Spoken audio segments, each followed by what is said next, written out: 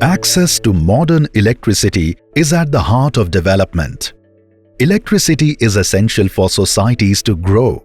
However, according to UNICEF, multiple educational parameters such as attendance, dropout rates, and learning outcomes are getting impacted, especially when e-learning and blended learning models of teaching are becoming popular.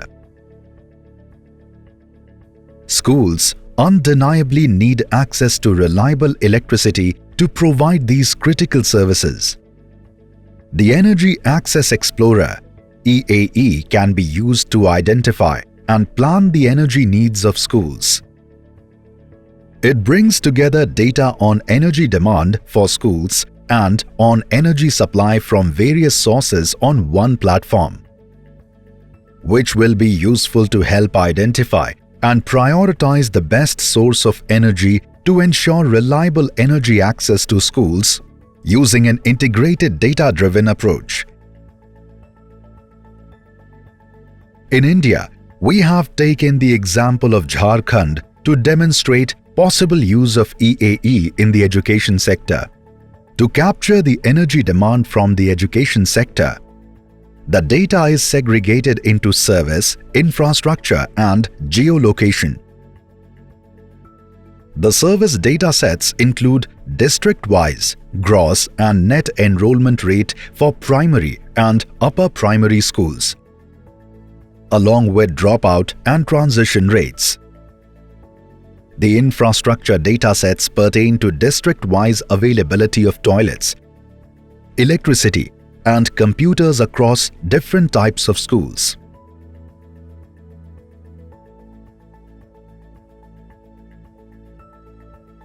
Both the datasets have timeline and district-wise trendline features, as demonstrated in the introductory video.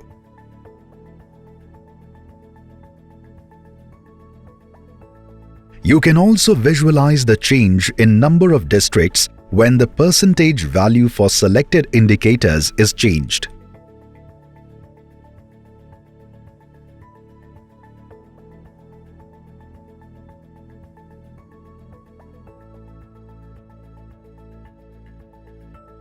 The geolocation datasets contain coordinates of schools at different levels along with their electricity status.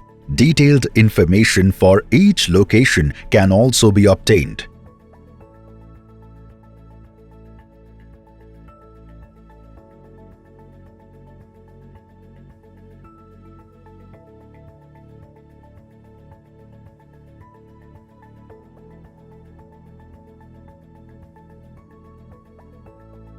You can also include demographics-related data such as road network and population density in the analysis.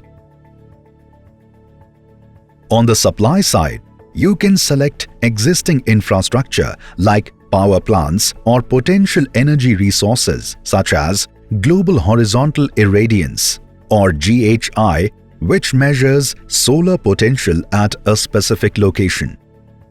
You can view the areas with low, medium, and high energy access potential by clicking on the Analysis view, which shows the result of multi-criteria analysis with default values.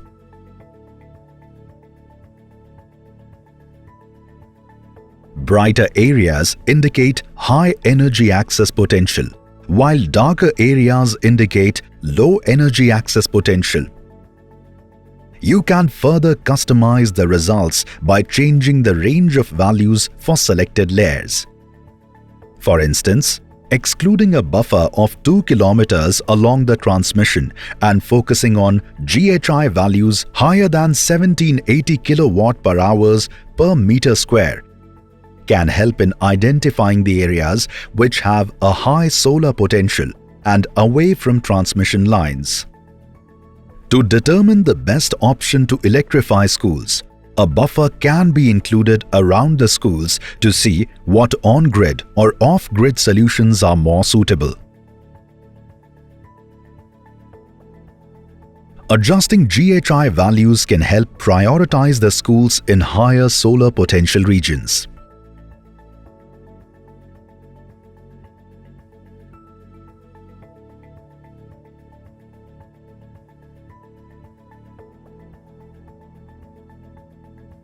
Further, you can also determine the districts having the least number of schools with computers by changing the range of upper primary, secondary, and higher secondary schools with computers. You can also select schools in the filtered districts with the least computer facilities, guiding targeted investments in these areas.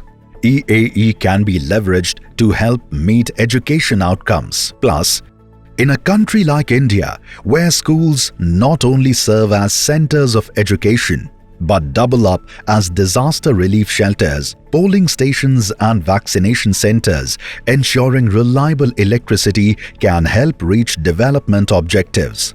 Find out more about the Energy Access Explorer at www.energyaccessexplorer.org and explore how EAE can be used to improve education and other development goals.